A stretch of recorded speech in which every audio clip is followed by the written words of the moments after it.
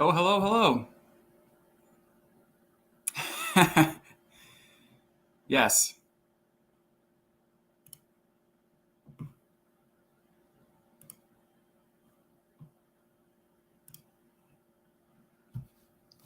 Yes, undershorts are clean.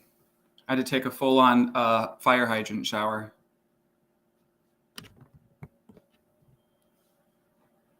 Big Northern. All conference right here, baby.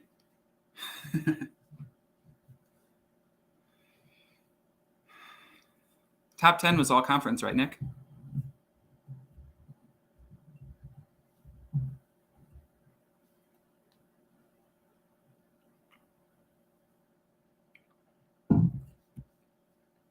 Hey, Jawa.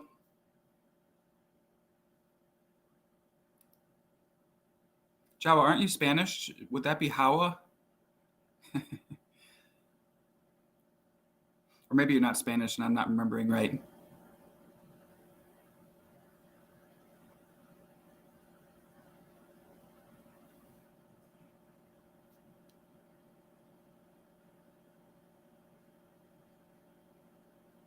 I love that Twitch is my party always tunes in from YouTube.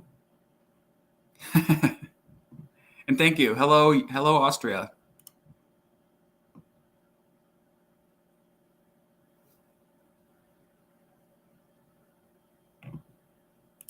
Hey, Chunky. We're going to be doing some whiteboarding, and usually that is kind of guided by what people are sort of asking about or interested in, but also English. But also, I definitely want to go over just updates from the last stream on what we're working on, where we're at with those, and go over some of the cooler things coming up. Yow! Probably going to be some karaoke with music you guys don't hear, as usual.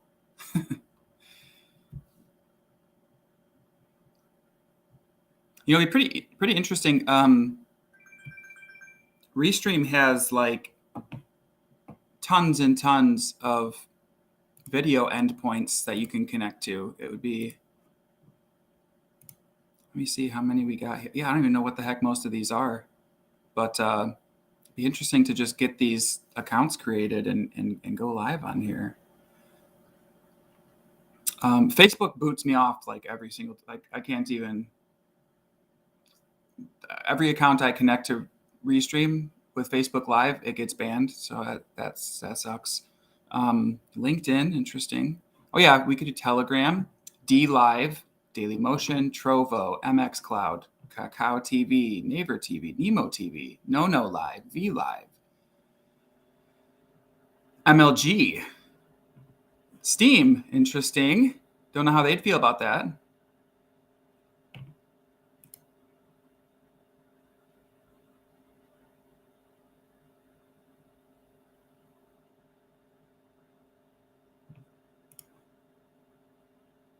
CB is good. We are continuing to build out our game platform infrastructure, as well as retooling and refining some of the stats from various aspects of the game, like what quests the kings are getting, to what bonuses people get from reforging, and the combat formulas and things like that. So doing kind of a lot of bigger projects on the platform end, and then also doing a lot of smaller tweaks. But so far, so good. Sitting at about 60,000 monthly active users across all of our chains, and getting our Omnis chain added to DApp Radar shortly. So that's one thing I wanted to talk about and get you guys all prepared for, because we want to push that far and wide, because what we're going to be trying to do is bring more games into our platform and on our chain. And when they do that, they're going to be using the scale token for bridging fees, for token transfer fees, for marketplace fees. It's going to be huge. So very excited for that. And like I mentioned last night, we were hoping to have like 6+ plus months to bring our platform sales pipeline up and running. We did manage to make quite a few sales without having that up and running, but now that it's operational, we're ready to go hard and to use the existing success stories as case studies to bring in more games. And of course, we'll be very similar to the Knighthood program, introducing those projects to you that we allow into the Omnis chain to play gas free, and who are really going to be driving the adoption of all of our various protocols.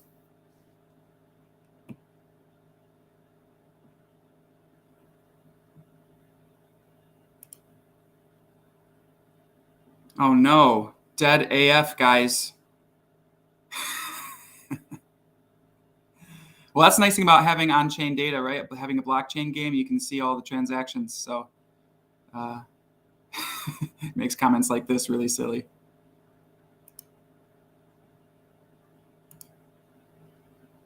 Hey, Lessinus. Very excited for your sake to come up with the King Quest updates and share them. So I will be looking for your feedback on those when we have them ready.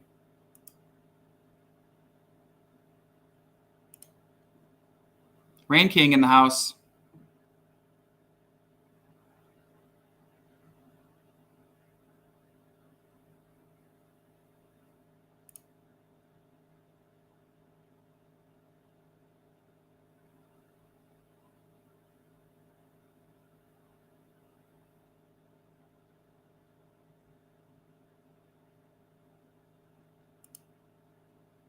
We get this one a lot. Share your address in the chat and we'll check your on-chain data. Usually people don't want to do that because they don't want to show how much money they made.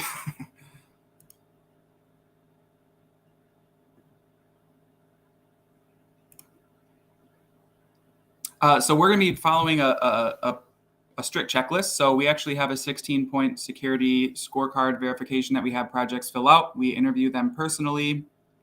And we also check the project's tokenomics and stats. So, we want projects that already have a decent amount of users or are that haven't launched yet and would be good candidates for Ascension Pad or doing an INO on Bazaar for projects that aren't going to be using tokens, just NFTs.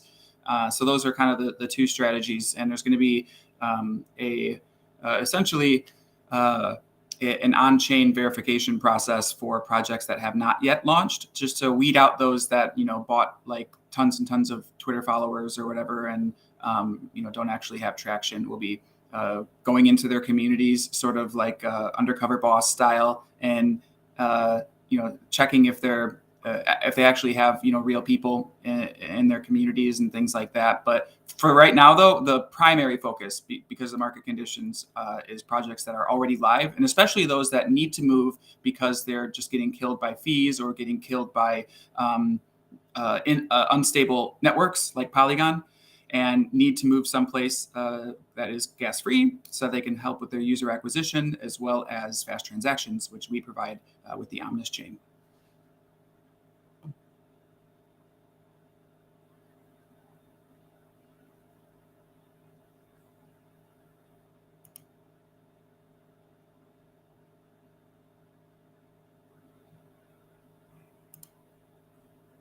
Yeah, exactly. So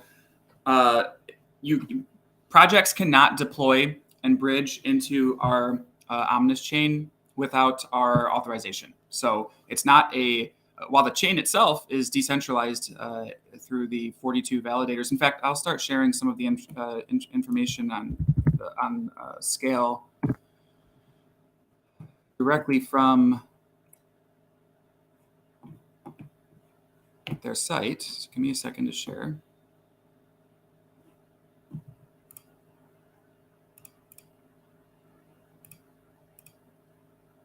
My tabs are a nightmare right now.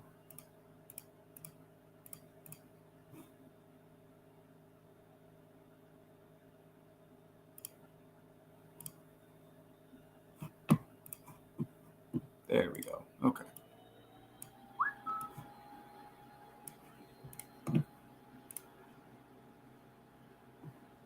Speaking of Wax, they are still not getting back to me about their EVM. I don't know if they just stopped development of it or what. It's not, I don't want to say it's not hard to bring up an EVM, but it's not hard to bring up an EVM.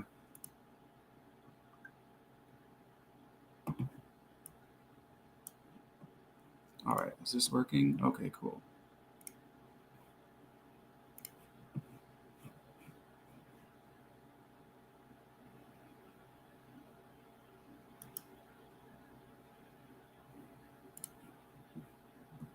Clean that up. Nice. Okay.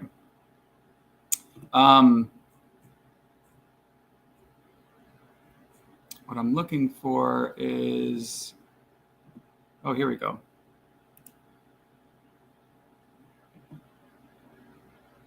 Yeah, so this is the sort of important information about the, because you could think of Scale as like blockchain as a service, right?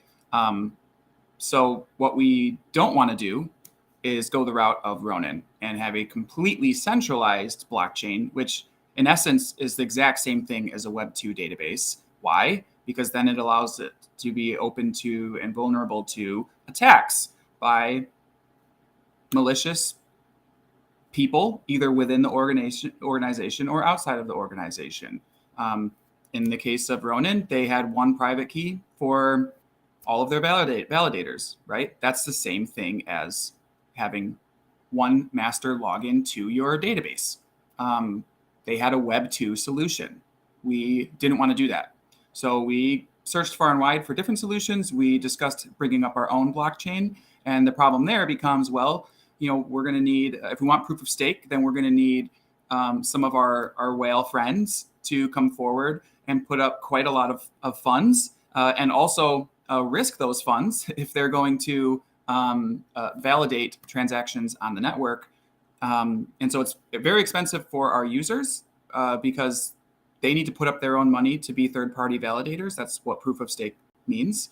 And we have to find a way to manage that. We have to, we would have to create our own DAO organization. Instead, what we've done is work with Scale, who has the technology ready to stand up. They aren't a new company. They've been around since even before the last bull market, so roughly 2017. And they already have 42 rotating validators, and they are in a layer 2 of ETH. So those were two qualities that we didn't want to, for example, attach ourselves to BNB chain, right? So we didn't want to use the BNB version of blockchain as a service because, quite frankly, there's far less going for that ecosystem than there is on the Ethereum ecosystem. BNB kind of uses it as their, or Binance kind of uses BNB chain as their own sort of piggy bank. So we wanted to use an ecosystem that's not specifically tied to an exchange. So that's why we wanted one that was an L2 of ETH. And then, of course, there's far more details here. It is fast, secure, and fully decentralized. So there's 42 rotating validators that are validating each of the transactions on each of the Scale networks. All of the networks are fully integrated too, because we believe that the Scale ecosystem is going to continue to grow, and we want easy access to those various chains that are within the ecosystem. And with that, we've been working with them to provide some cross-chain bridging in preparation for launching our liquidity on Scale, meaning people won't have to transfer their Scale tokens over to BNB chain to trade anymore. And then, of course, it was fully compatible with Solidity and Ethereum. And they're also, utilizing some really solid, proven technology on the back end with, I believe, StarkNet. So, yeah, very, very cool technology behind it. And at the end of the day, they have no, control. Once they hand us the keys, we went through all the different security checks for months and months and months. They handed us the keys to the chain, and it is ours to maintain now.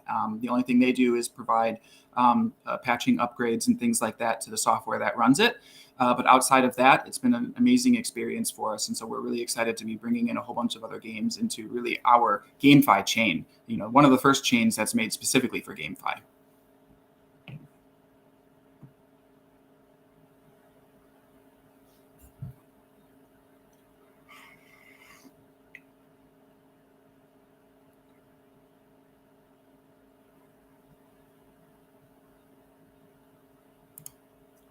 Wonderful. Hey, Forge. Glad to have you.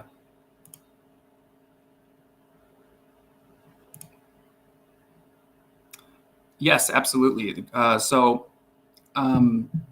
of the primary tests of security of a chain or protocol, aside from plugging as many holes as we can up front, is through usage. So, for example, different versions of Uniswap or different versions of AMMs have various security measures built into them as people start to um,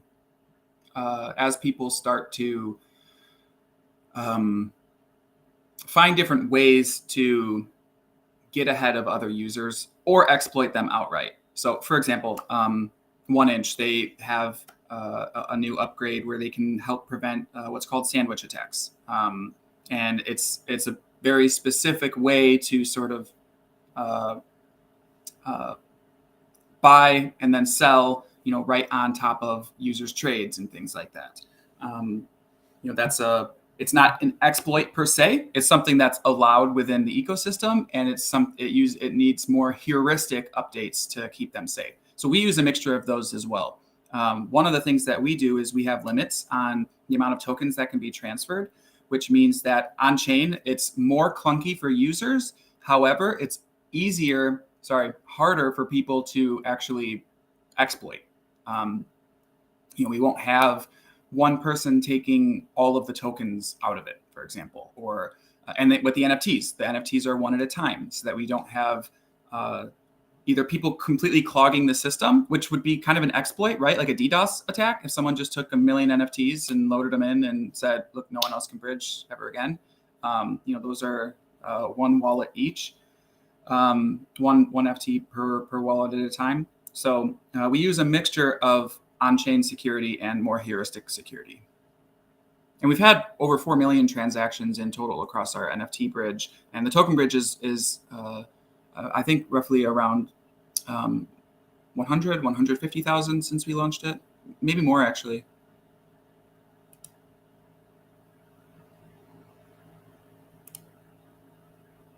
Yes, we actually do. So that's another element of so there's two sides to that. This is another heuristic one, because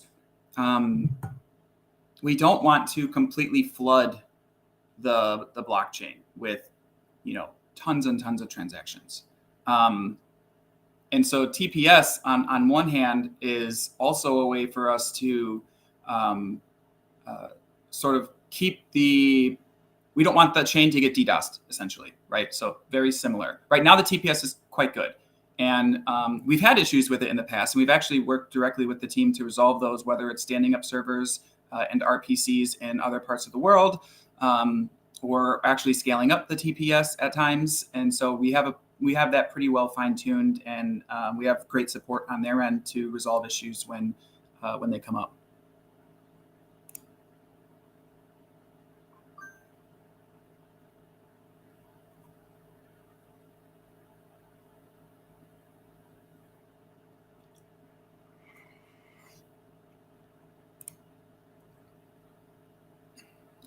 Equipment manager. What is the benefit of the equipment manager for the player team chain? Is it needed now that BNB is going to ZK? Is it needed on scale? Do we have a release date? So, one second. English. Did we announce the release date of equipment manager yet?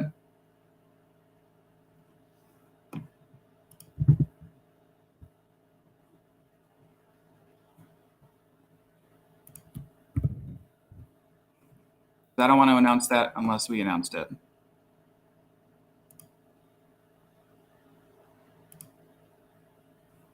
Okay. Well, it's very, very soon. Like super duper soon. Far more soon than soon has been in the past. I can't. Yeah, like we have. I don't want to get ahead of our team on like actual announcement dates and things like that. But I guess it's. I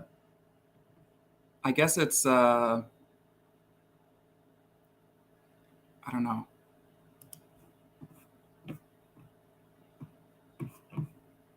how to say it. We might. What would you say, English? How would you put it?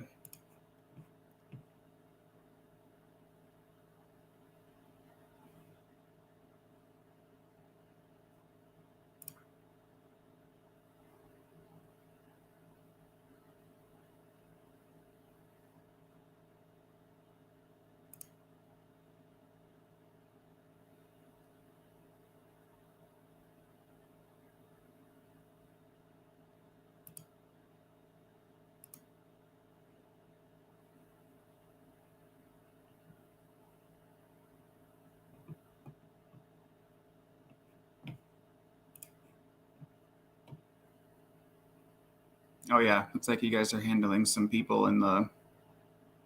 Oh, how soon would you say Equipment Manager will be live? Okay, all about the EM is shared in our socials. Okay, that's what. So I defer to Carly.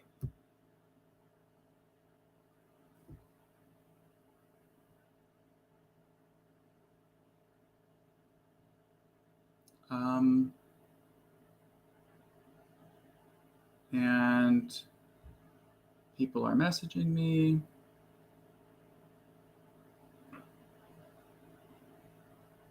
Okay, cool. Oh, also, how do I do that?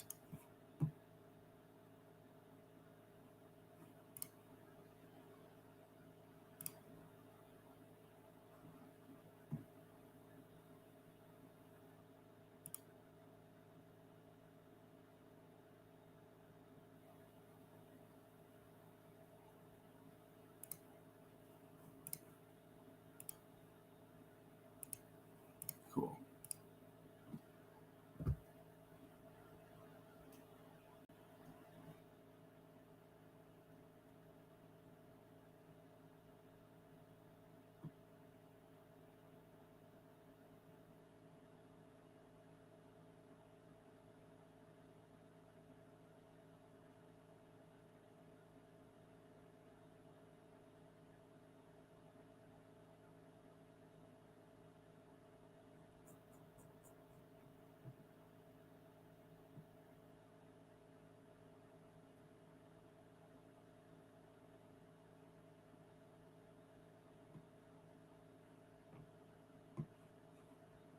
There we go.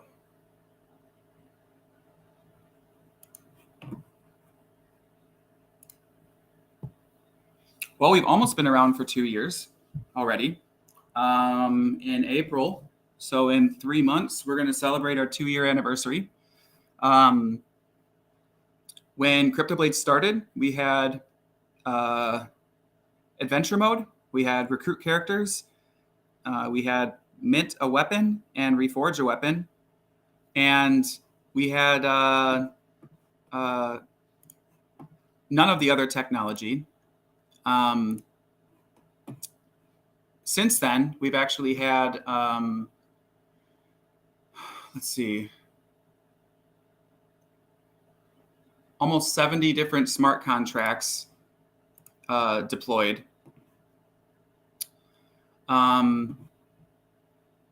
Plus 10 different chains. And we have about 15 more chains in the pipeline. We have other protocols that are on hold right now that we're going to be launching on top of CB.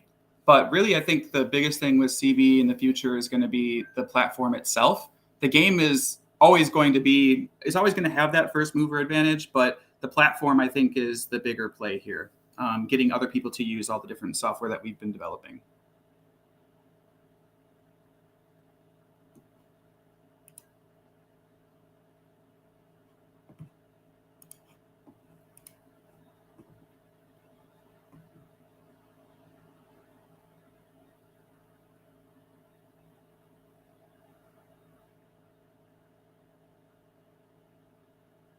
Yeah, right. Exactly. Like the way I normally describe it is,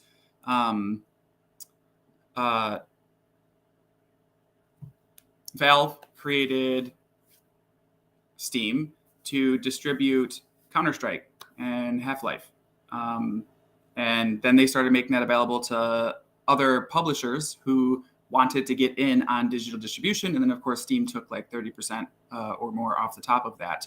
From there, it kind of started this reliance and monopoly, even some would say, on digital distribution on the part of Steam. And that's one of the really cool things that we get to be a part of, is we can provide these solutions and at a fraction of the of the overhead using smart contracts. So we don't have to charge 30% or whatever of other games.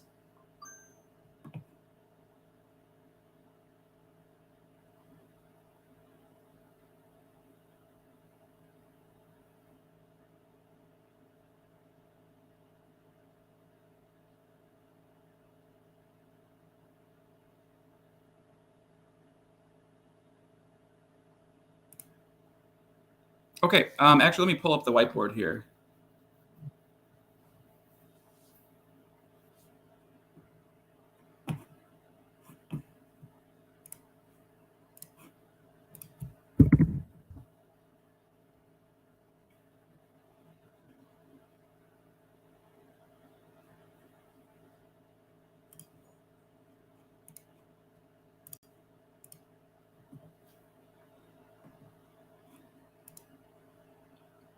Apollo.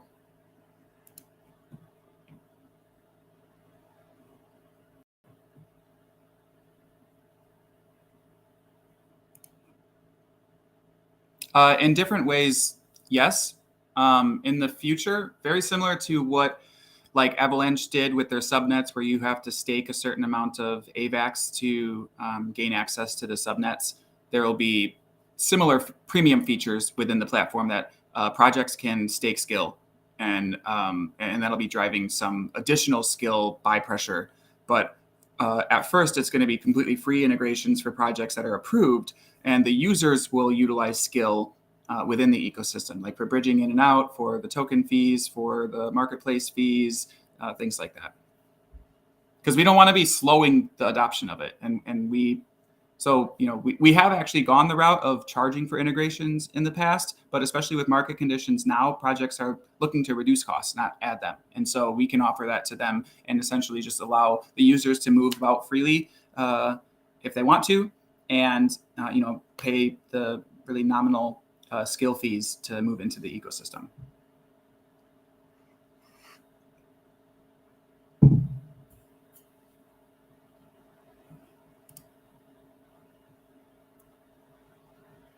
I don't think we're quiet about CBK, but let me see what other questions you have here. Is the project progressing too slowly? Again, compared to what? Right? This is a full game that's being developed. Sometimes those take years. We're actually doing our last preparations for mainnet launch. Like, I guess I just don't understand the mindset of we're finally going to be on mainnet, and we're still talking about progress going too slowly. I feel like maybe these are people that don't actually play the game, because those who have played it know that it's a really fun and great experience. So, and if that's not the case and you are playing it, obviously I take these questions and I put it here on the stream, right? But it's moving about, how games do. And once it's on mainnet and we iron out any of the last remaining issues, I think it'll be a really great addition to the ecosystem and to the Omnis chain where it will be launched.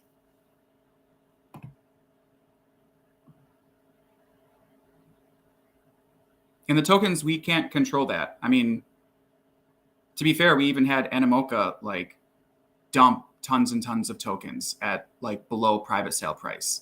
They're obviously struggling. Other VCs have done the same in the market. So that's not something that you would normally expect, right? People selling at a loss.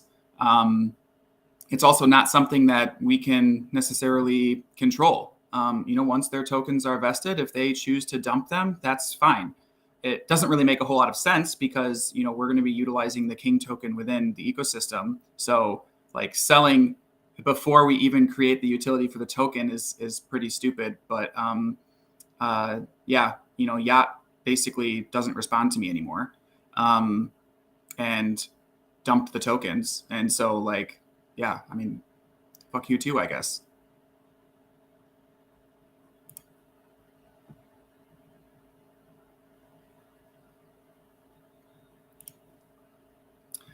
Bulk transfer is something that we have considered and we could do technologically. But like I said, there's a heuristic approach there to reducing the possibility for exploits or for people to DDoS it. And we could increase it, and maybe that's one of the things that we just add to this list too. If people really agree that that's, hey, it's been in operation for like a year and a half, can we move past this phase of one by one? I think it's something that we can consider and take a look at the pros and cons of. And in fact, I'll add it to our what is this? A whiteboard for ants? I'll add it to the shit that needs sorting.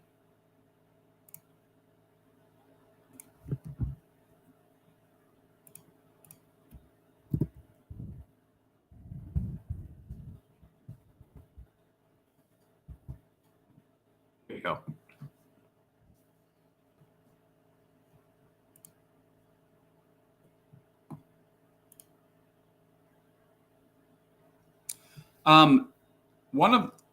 Let's see, what would be a good answer to when? Technically, we've had external projects in our ecosystem already, right? And that's those projects that integrated into the multi-farm. That's just one aspect of our platform, but it's a very, very important one because it's one of the major co-marketing elements of our project. And so we've had roughly 12 different projects integrate there. But those that are doing the full integration into scale is shortlisted to right now 4 projects, but we have meaning those are the ones that are already approved. We have over, I think it's like 115 projects in our pipeline of deciding who is eligible to deploy there and to what level they want to deploy into our platform and ecosystem. Because there's some that just actually want to deploy onto various, individual aspects of our ecosystem, whether it's the NFT bridging, maybe they're on BNB, but they want to go to Polygon. They don't want to go to Scale. But all of our protocols are deployed to all the chains that we support. So as we continue to go to more chains, there's also going to be more projects that we have access to, because projects that maybe are unhappy in one chain can then use our tooling to move to other chains. And so the answer to that question, like I said, is you could look at it a couple different ways. But for full scale integrations, we have 4 that we're working on right now.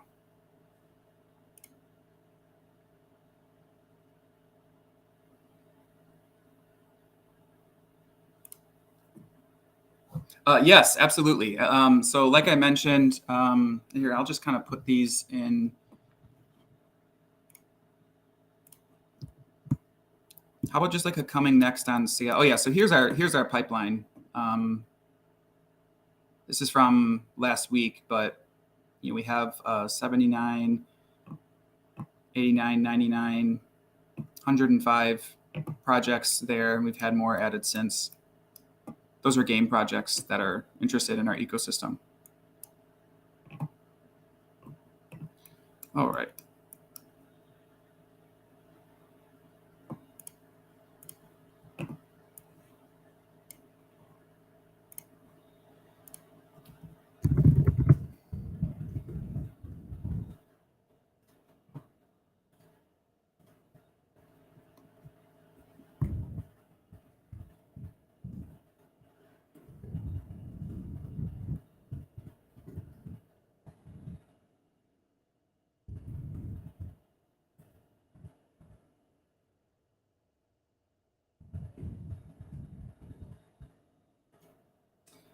So first off, we will now have liquidity in Scale so that you don't need to, I'll highlight that.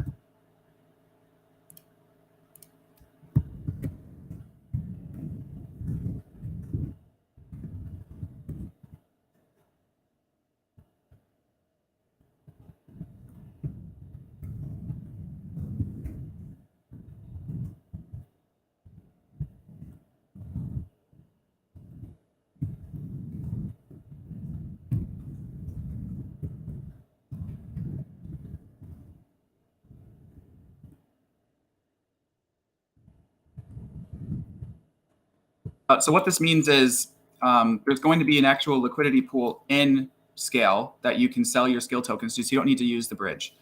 And then additionally, there's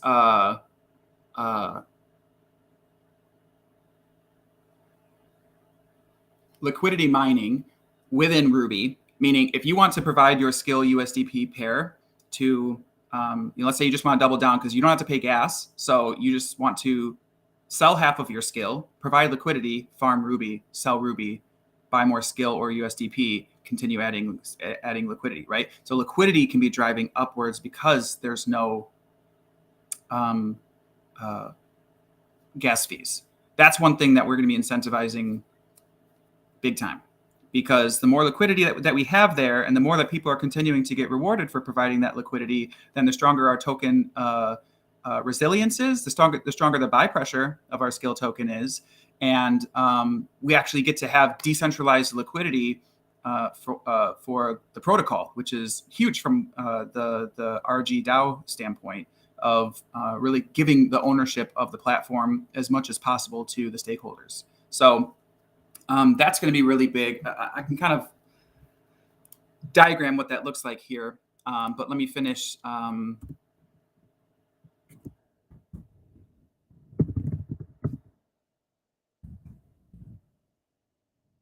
This is also going to be going live with that.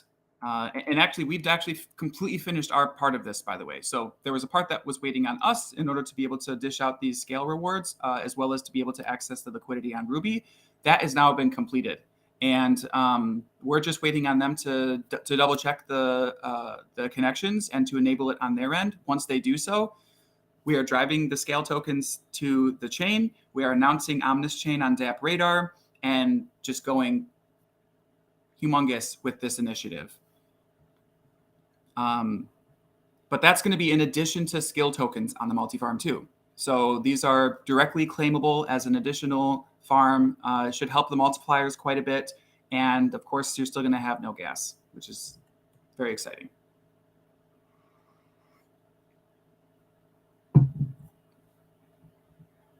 Okay, so let me diagram this for you. Oh, let me just check my messages too.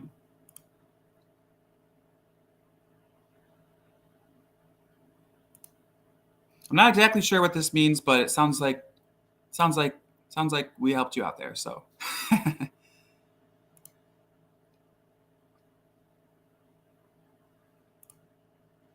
yes, this is on. I will add it to the list. It is on our issue tracker, but let me add it to the shit to get sorted list.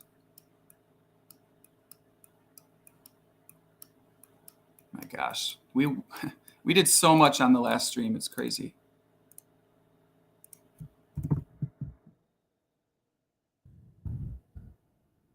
Yeah, bridge experience for sure. I want you guys to be able to take advantage of all that experience you gain without having to pay like $10 to claim it.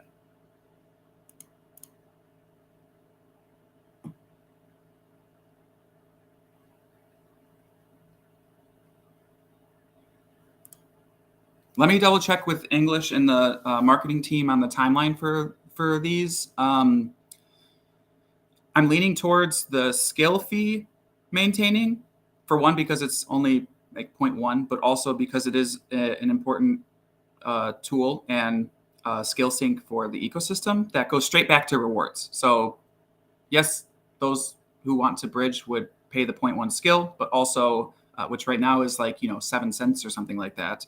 But also it goes straight back to the reward pool, right? So, and you can see the transactions there.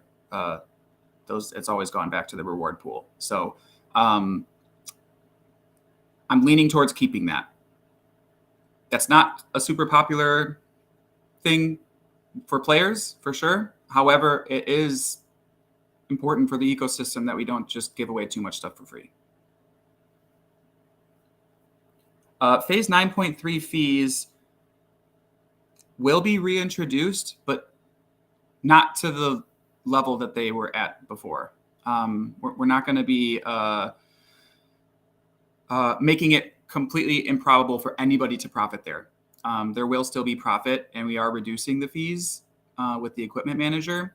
But a part of those fees that are getting reduced are going to reduce the overall rewards for lower level players. And so what we're trying to do is make sure that we tune the phase 9.3 fees to be able to sustain the ecosystem on its own, while also not completely annihilating the chance for lower level people to play at all.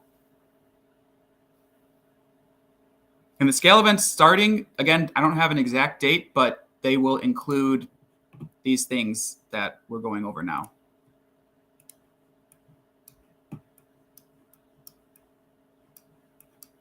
Which is here, in which I'm going to do some diagramming of.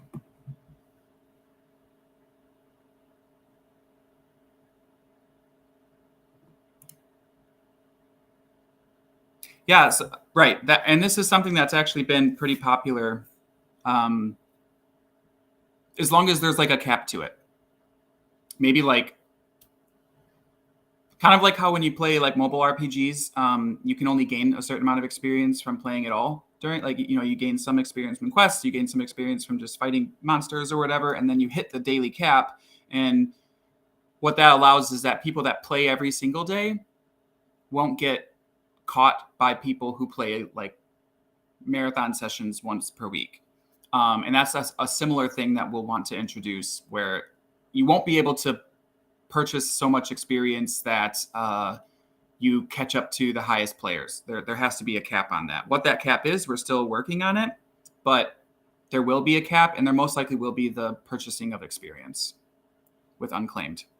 And the reason for that too is not just for, like, we don't profit from that, but the multipliers will go up as a result, because less unclaimed is going to the farms and more of it would be going to purchasing experience. Hey, Babak.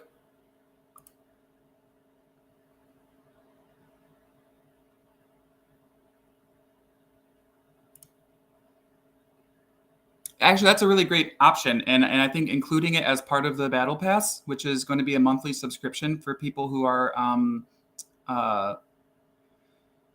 who obviously want to get the most cost-effective equipment and boosts in the game, similar to really any other subscription model that games have. I think having it available there would be great too, and it would actually drive skill buy pressure, because the intention there is to have a wallet skill option at a discount, or a BUSD option. I guess possibly an unclaimed option too, but we really want to be driving more. We want to be driving revenue, of course, sustaining our costs, and we want to be driving skill buy pressure, so that we can, continue to build on the amount of things that are utilizing skill over time.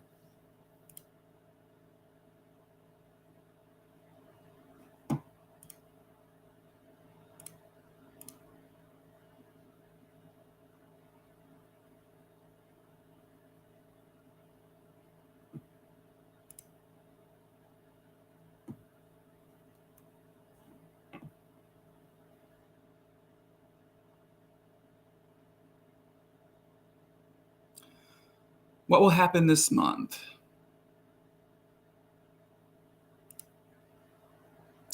So, like I mentioned, the equipment manager and the DEX updates of obtaining the liquidity from the previous DEX are going to be going out like very soon. From there, we can be bringing in more. We can be bringing in more of these changes.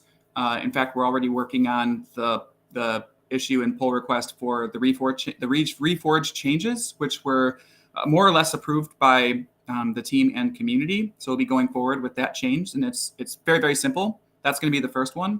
And then the other changes that we mentioned are basically going to be going in order, but they're already in progress. So like, we're not just laying these out and they'll never happen.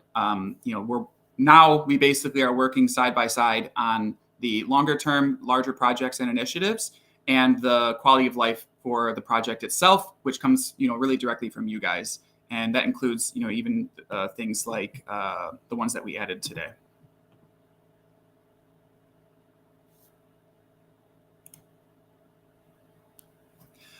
There very well could be. So they have an event that they've announced to us to be driving awareness to projects within their ecosystem. So we're going to be taking part in that.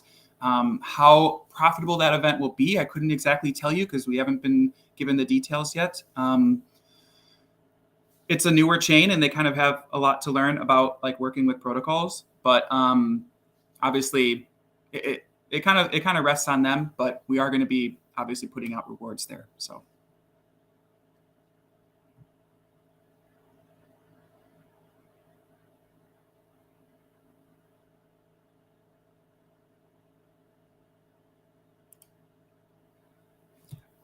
Trinkets, I think should be bridgeable. Soul, I don't see why not, but I'd have to look at the effect that might have on the ecosystem.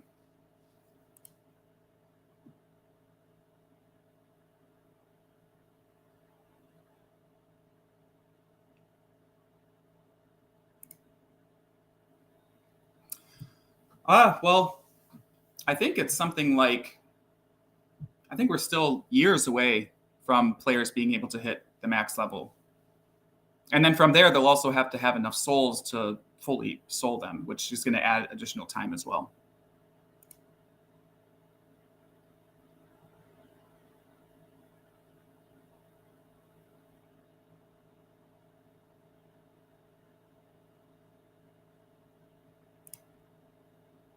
Well, just like any other multi-chain liquidity, for one, this isn't the only liquidity bump that they're going to be giving us. We're going to see how it goes with the 25K and how well that sustains, and then adding more if we need to.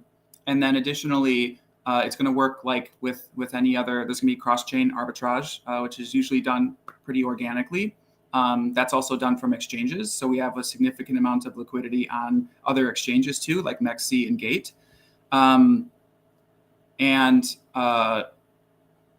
As far as the skill sell pressure, I think people don't realize how nominal the skill sell pressure really is. The vast majority of our changes to price are from, especially recently, are from, well, obviously Kyle dumping tokens, but also having the BNB price go down because a lot of our liquidity is based in that. So when BNB price goes down, and we kind of went over this a few streams ago, by nature of us being priced against BNB, our price goes down too. And then the reason I'm talking about all of these updates to skill being used, for example, for bridging, right? Like if I say I'm going to turn off the bridging fee and nobody has to, jump in and provide any payment for that service, well, we're going to have less buy pressure on skill. So a big part of it is having the requirements of people actually continuing to use those services, both as part of our ecosystem and outside of it, which is also why we're providing this service now to multiple games across multiple projects.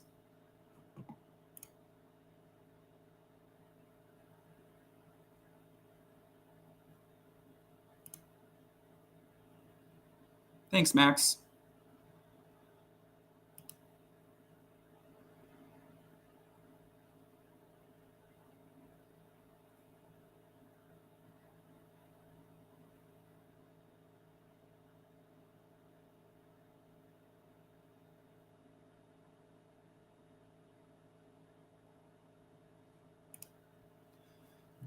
Right. So that's why we're definitely not in a rush to add this kind of feature. And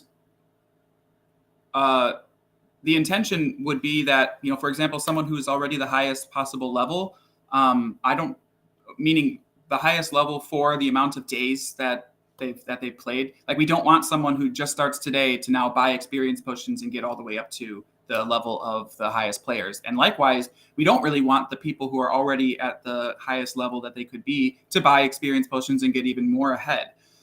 So that's the challenge that we need to sort of think about, is who would even be eligible to use the potions? How would they pay for these potions? And maybe instead of getting experience as part of the battle pass, they would get extra souls or something like that. Because we obviously want to continue rewarding our most active players and not like withhold something from them in that way. But we also need to have some things in place to make sure that it doesn't get out of control.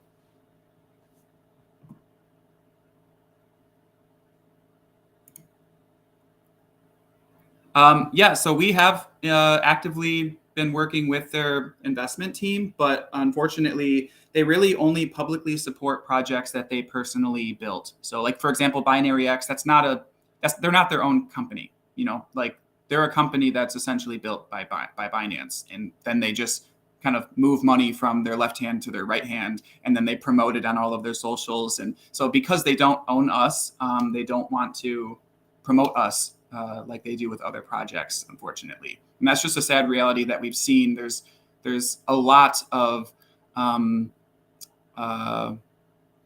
that kind of inbred project / protocol / smart chain relationship in this space.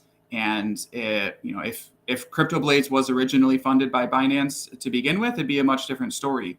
But because we're not, they will instead fund their own things and promote their own things.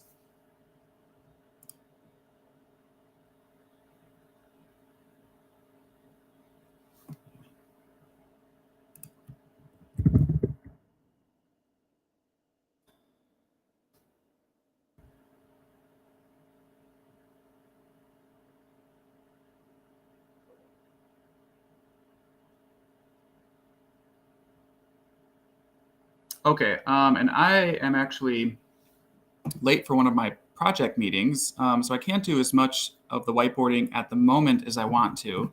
Let me actually check my schedule because I might be able to come back and get on with you guys.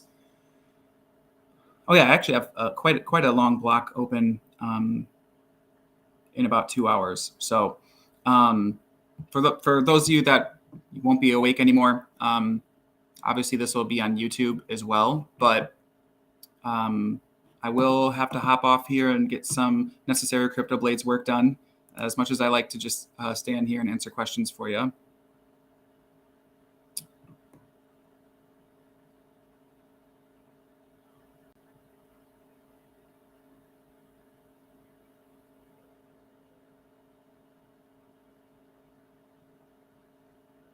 All right. Thanks, everybody. Like I said, we'll basically pick up right here because there's a lot of really great stuff I want to share with you and leak about Equipment Manager and about what's up and coming with Scale and the Omnis chain and everything like that. So we will be back in about 2 hours, and I'm going to get some important work done for you guys in the meantime. And I will talk to you guys later. Love you all. Later.